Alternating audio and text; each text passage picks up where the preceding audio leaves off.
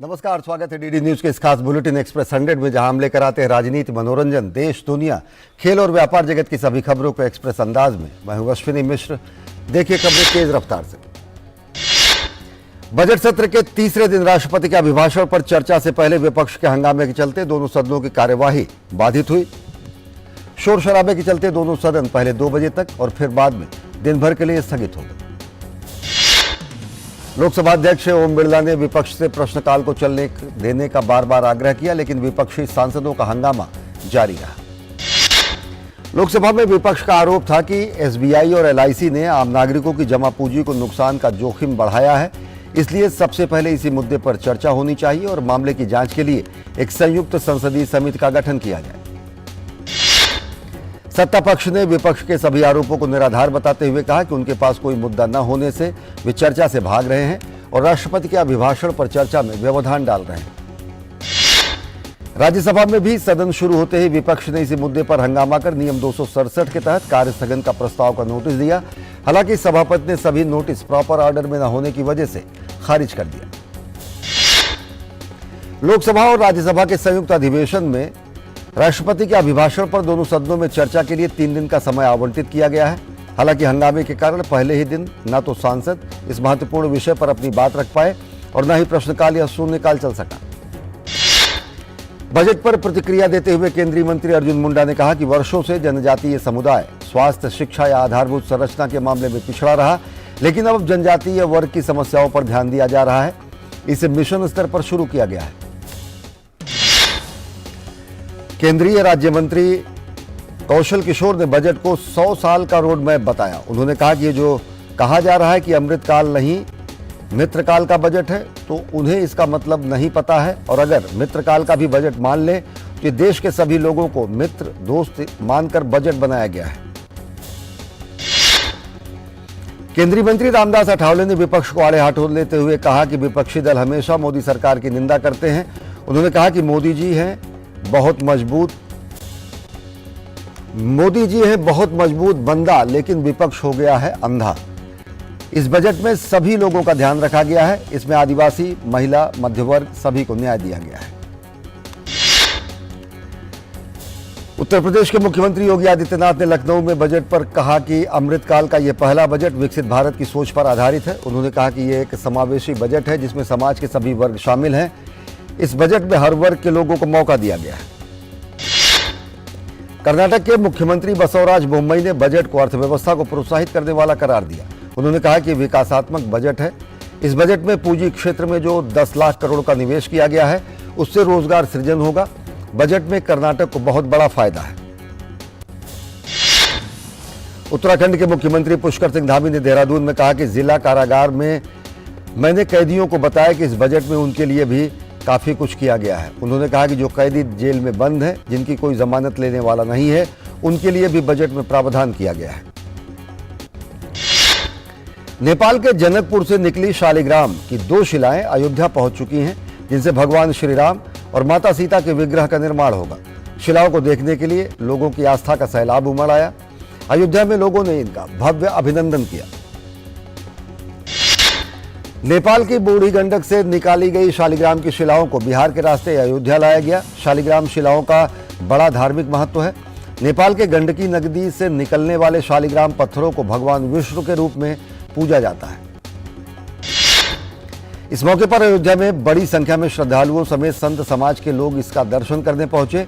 इस मौके पर भक्तों ने कहा कि यह शालिग्राम शिलाएं अयोध्या की नगरी को पावन कर रही हैं, जो भगवान राम के स्वरूप को साकार करेंगी। गुरुवार को वैदिक मंत्रोच्चारण के साथ पूजन के बाद जानकी मंदिर के महंत रामेश्वर दास ने दोनों शिला श्री राम जन्मभूमि तीर्थ क्षेत्र ट्रस्ट के महासचिव चंपत राय को सौंप दी। अब इसी शिला से रामलला की मूर्ति तराशी जाएगी। दोनों शिलाओं को लेकर अयोध्या पहुंचे नेपाल के पूर्व उप प्रधानमंत्री विमलेंद्र निधि ने कहा कि वे इस बात को लेकर भाव विभोर हैं कि जनकपुर और अयोध्या के जो रिश्ते हैं, उनमें एक नया इतिहास का पन्ना जुड़ गया है। नेपाल से आए लोगों ने भी भारी खुशी जताई और कहा कि धार्मिक धरातल पर भारत और नेपाल के रिश्ते और मजबूत हुए हैं।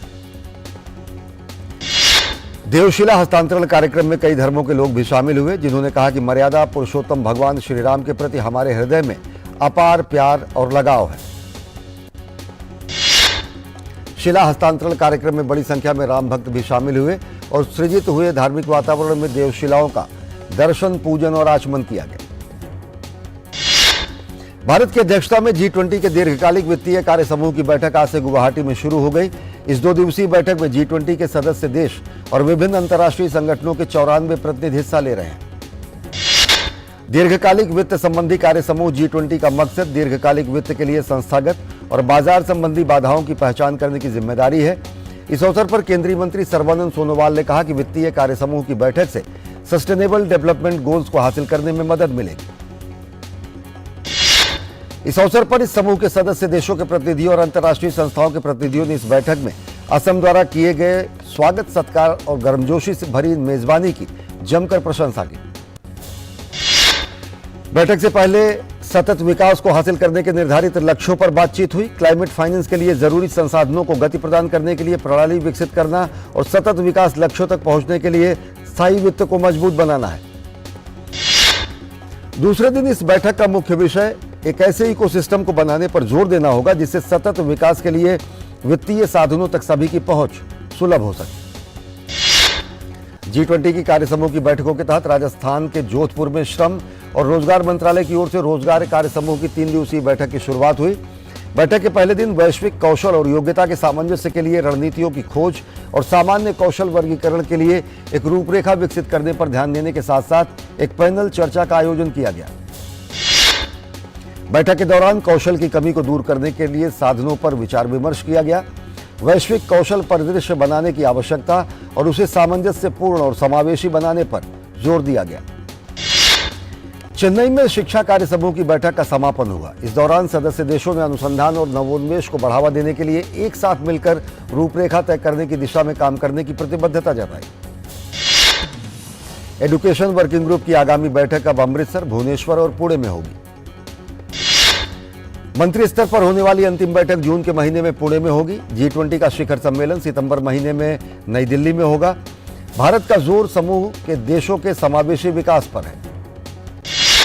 विदेश मंत्रालय के प्रवक्ता अरिंदम बागची ने गुरुवार को साप्ताहिक प्रेस वार्ता के दौरान ऑस्ट्रेलिया में भारतीयों पर हुए हमले की कड़ी निंदा की। उन्होंने बताया कि इस संदर्भ में भारत की चिंता के बारे में ऑस्ट्रेलियाई प्रधानमंत्री को अवगत कराया गया है। अरिंदम बागची ने कहा कि ऑस्ट्रेलियाई सरकार से वहां रहने वाले भारतीयों और उनकी संपत्ति की रक्षा करने की बात कही गई है। अरिंदम बागची ने कहा कि पाकिस्तान को 1960 की सिंधु जल संशोधन के लिए 25 जनवरी को नोटिस दिया गया है। संधि के तहत चल रहे भौतिक उल्लंघन को सुधारने के लिए पाकिस्तान को सरकार स्तर पर बातचीत के लिए कहा गया है। अरिंदम बागची ने साथ ही कहा कि केंद्रीय विदेश राज्य मंत्री वी मुरलीधरन श्रीलंका के स्वतंत्रता दिवस समारोह में हिस्सा लेंगे। अपने 2 दिवसीय दौरे के दौरान वी मुरलीधरन श्रीलंका में कई द्विपक्षीय बैठक करेंगे। गौरतलब है कि 4 फरवरी को श्रीलंका का स्वतंत्रता दिवस मनाया जाता है। भाजपा ने आज नागालैंड और मेघालय के विधानसभा चुनाव के लिए उम्मीदवारों की घोषणा की। प्रेस वार्ता में बताया गया कि नागालैंड में भाजपा का एनडीपीपी के साथ गठबंधन रहेगा, जिसके तहत एनडीपीपी को 40 और भाजपा को 20 सीटें मिली हैं।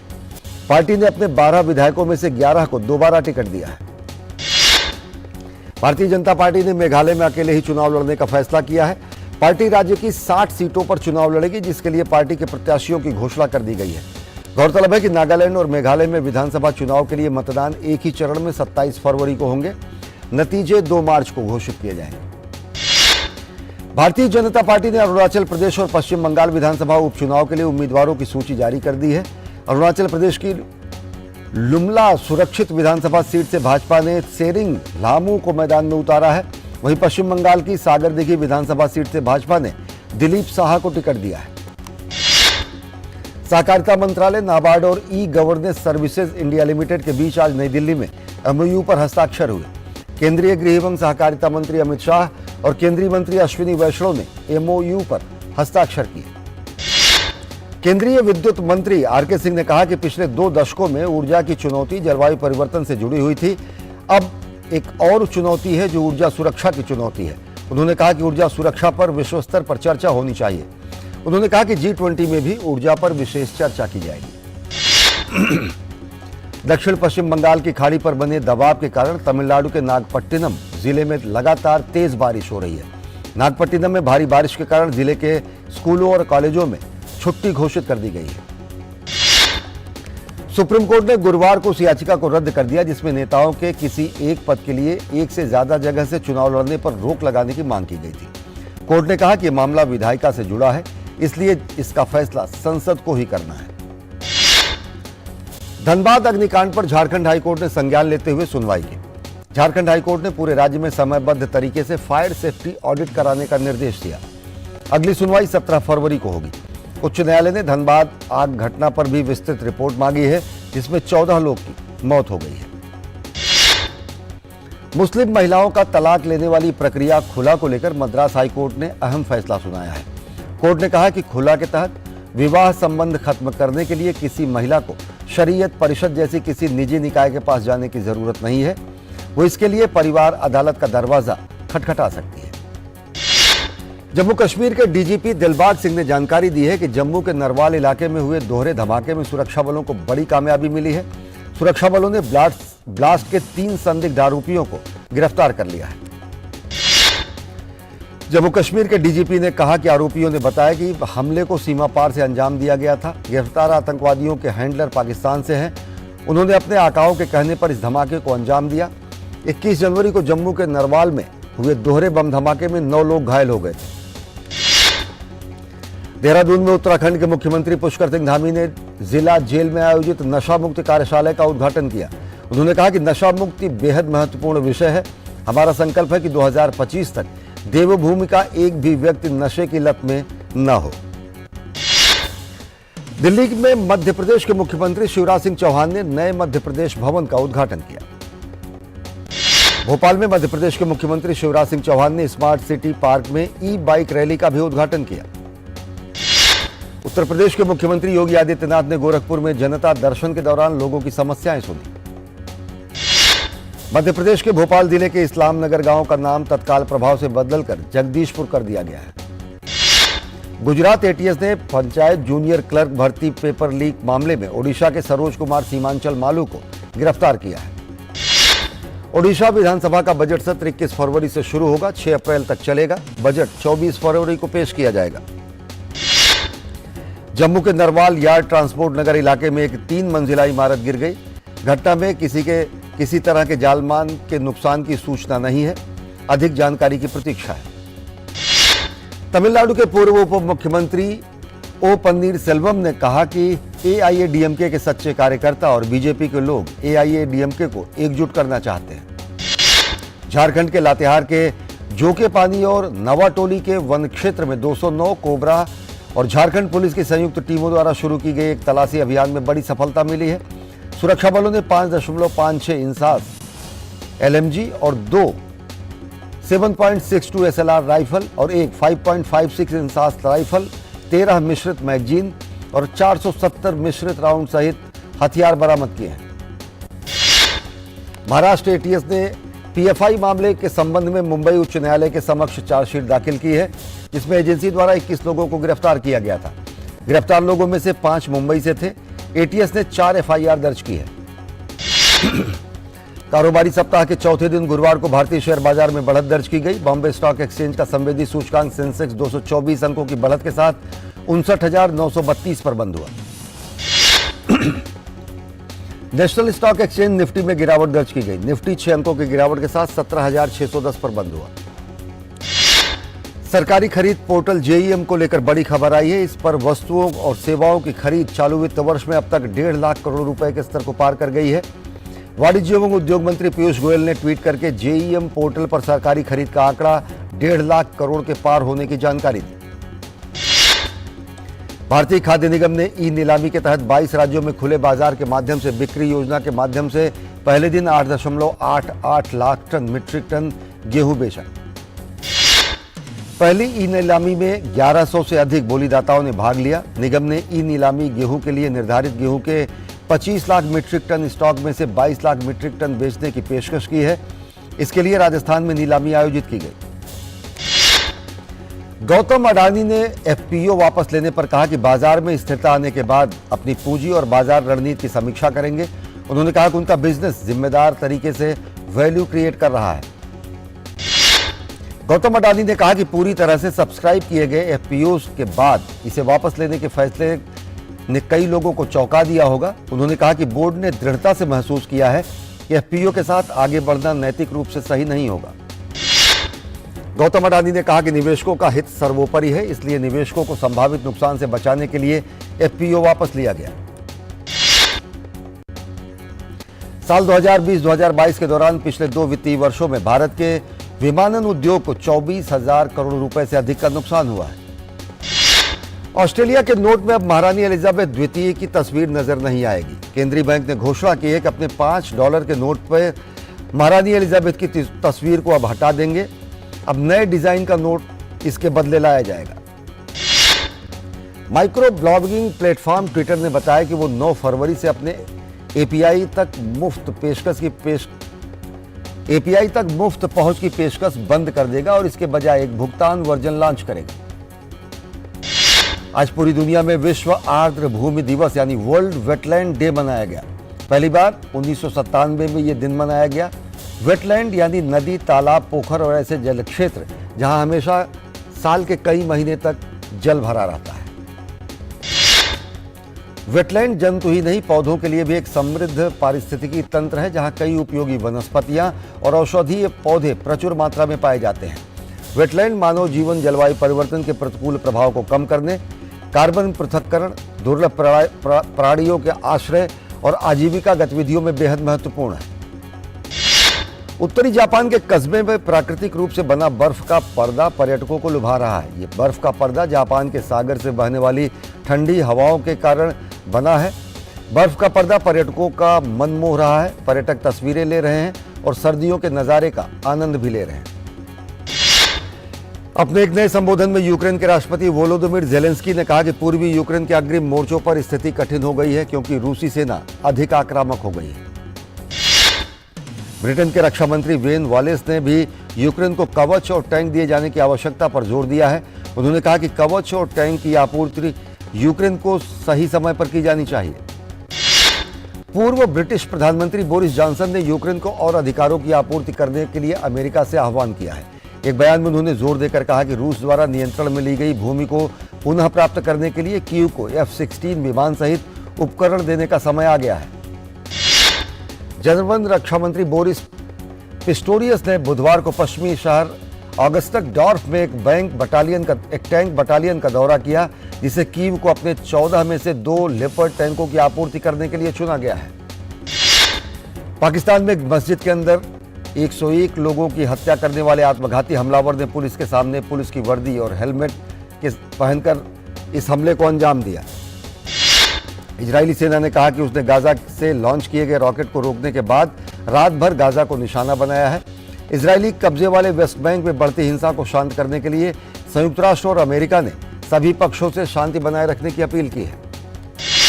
दक्षिणी कैरोलिना की पूर्व गवर्नर निक्की हेली 2024 के राष्ट्रपति पद के रिपब्लिकन उम्मीदवार के नामांकन के लिए 15 फरवरी को अपनी उम्मीदवारी का शुभारंभ करेंगी। श्रीलंका ने प्रभावी रूप से ऑक्टेन 92 पेट्रोल की कीमत 30 रुपए से बढ़ाकर 370 से 400 रुपए प्रति लीटर कर दी है। राज्य द्वारा संचालित ईंधन रिटेलर सीलोन पेट्रोलियम कॉर्पोरेशन ने कहा कि सभी ईंधन की कीमतों में कोई बदलाव नहीं हुआ है। म्यांमार की राष्ट्रीय सुरक्षा और सुरक्षा परिषद ने देश के आपात स्थिति को 6 महीने के लिए बढ़ाने पर सहमति जताई है। चुनाव में देरी का फैसला किया गया है, जिसे जुंटा ने अगस्त तक आयोजित करने का वादा किया था। संयुक्त राज्य अमेरिका में पुलिस की बर्बरता का शिकार हुए 29 वर्षीय निकोलस के रिश्तेदार परिवार को सांत्वना देने के लिए मेम्फिस चर्च में आए। आर्थिक संकट से जूझ रहे पाकिस्तान को अंतर्राष्ट्रीय मुद्रा कोष ने करारा झटका दिया है। पाकिस्तान के सर्कुलर डेट मैनेजमेंट प्लान को IMF ने मानने से इनकार कर दिया है। खेलो इंडिया यूथ गेम्स में मध्य प्रदेश के नितिन वर्मा ने कायाकिंग में शानदार प्रदर्शन करते हुए स्वर्ण पदक अपने नाम किया। नितिन ने K1 और K2 स्पर्धा में स्वर्ण पदक जीता। मध्य प्रदेश के नीरज वर्मा ने C1 सिंगल कैनोइंग स्पर्धा में स्वर्ण पदक जीता। नीरज वर्मा और देवेंद्र सेन ने C2 पेयर कैनोइंग में स्वर्ण पदक जीता। कायाकिंग में महिलाओं को K2 500 मीटर डबल्स इवेंट में मध्य प्रदेश की आस्था डांगी और ओइनम बिनीता चानू ने स्वर्ण पदक जीता। कायाकिंग में पुरुषों के K4 500 मीटर इवेंट में ओडिशा ने स्वर्ण पदक जीता। निशानेबाजी में लड़कों के रैपिड 25 मीटर पिस्टल इवेंट में हरियाणा के समर ने स्वर्ण पदक पर निशाना साधा। हरियाणा के ही जतिन ने रजत पदक अपने नाम किया। महाराष्ट्र के स्वराज सचिन ने कांस्य पदक जीता। लड़कियों के 10 मीटर एयर राइफल इवेंट में मध्य प्रदेश की गौतमी भनोट ने स्वर्ण पदक जीता। महाराष्ट्र की ईशा अनिल तक्षले ने रजत पदक जीता। कांस्य पदक हरियाणा के दिशा धनखड़ के नाम रहा। लड़कों की 10 मीटर एयर राइफल का स्वर्ण पदक मेजबान मध्य प्रदेश के सत्यार्थ पटेल ने जीता। वहीं कर्नाटक के नरेंद्र प्रणव ने रजत पदक पर निशाना साधा। स्पर्धा का कांस्य पदक उत्तर प्रदेश के सलीम के नाम रहा। लड़कियों की योगासन में नव्या सत्या हरीश ने स्वर्ण पदक जीतने में सफलता पाई। उन्होंने ट्रेडिशनल श्रेणी में यह स्वर्ण पदक जीता। पहली बार आयोजित हुए अंडर 19 विश्व कप खिताब अपने नाम करने के बाद दिल्ली पहुंची महिला क्रिकेट टीम का शानदार स्वागत किया गया। टीम के स्वागत में एयरपोर्ट पहुंचे परिवार के लोगों ने ढोल नगाड़े के साथ टीम का स्वागत किया। भारतीय तेज गेंदबाज जसप्रीत बुमराह ने नेशनल क्रिकेट एकेडमी में गेंदबाजी करना शुरू कर दिया है। चोट की वजह से बुमराह एनसीए में रिहैब कर रहे हैं। भारतीय पहलवान अमन सहरावत ने जगरेब ओपन कुश्ती चैंपियनशिप में कांस्य पदक जीत लिया। 17 वर्षीय अमन ने कांस्य पदक के मुकाबले में अमेरिका के जेन राय रोड्स रिचर्ड्स को 10-4 से शिकस्त दी। इंग्लिश क्लब मैनचेस्टर यूनाइटेड ने ईएफएल कप के फाइनल में स्थान बना लिया है। सेमीफाइनल के दूसरे लेग में मैन यू ने नॉटिंघम फॉरेस्ट को 2-0 से शिकस्त दी। दिल्ली हाईकोर्ट ने गुरुवार को 2016 में ढाका में हुए आतंकवादी हमलों पर आधारित फिल्म फराज की रिलीज पर रोक लगाने से इनकार कर दिया है। साउथ के सुपरस्टार प्रभास और बॉलीवुड कलाकार अमिताभ बच्चन, दीपिका पादुकोण जल्द ही प्रोजेक्ट के फिल्म में एक साथ नजर आएंगे। सिद्धार्थ आनंद निर्देशित पठान ने एक और मुकाम हासिल किया है। फिल्म पठान ने केवल 8 दिनों में दुनिया भर में 667 करोड़ रुपए की कमाई की है। माइकल बी जॉर्डन की बहुप्रतीक्षित फिल्म क्रीड 3 मार्च महीने के 3 तारीख को रिलीज होगी। क्रीड का यह तीसरा पार्ट है जिसे लेकर फैंस को काफी उम्मीदें हैं। सोनी लाइव पर crime web series Jahanabad of love and war 3 फरवरी को रिलीज हो जाएगी। इस फिल्म में बिहार के जहानाबाद की आपराधिक उथल पुथल को समेटे लव स्टोरी को दिखाया गया है। नेटफ्लिक्स पर 3 फरवरी को हिंदी वेब सीरीज क्लास आ रही है। इसकी कहानी दिल्ली के काल्पनिक पब्लिक स्कूल की पृष्ठभूमि में दिखाई गई है, जहां आर्थिक रूप से कमजोर बच्चों का दाखिला हो जाता है और फिर वर्ग संघर्ष के साथ ही आगे बढ़ती है। आशिम अहलूवालिया ने सीरीज का निर्देशन किया है। गुरफतेह पीरजादा लीड रोल में है। राजकुमार राव और भूमि पेडनेकर की फिल्म भीड़ की रिलीज की डेट को आगे बढ़ा दिया गया है। फिल्म की नई रिलीज डेट सामने आ गई है। अब ये फिल्म 24 मार्च को रिलीज होगी। एक्शन से भरपूर अभिनेता एडम ड्राइवर की आगामी फिल्म 65 भारत में 10 मार्च को रिलीज होगी। ये फिल्म रिलीज के लिए पूरी तरह तैयार है। तो एक्सप्रेस न्यूज में फिलहाल इतना ही। देश और दुनिया की ताजा तरीन खबरों के लिए देखते रहिए डीडी न्यूज। नमस्कार।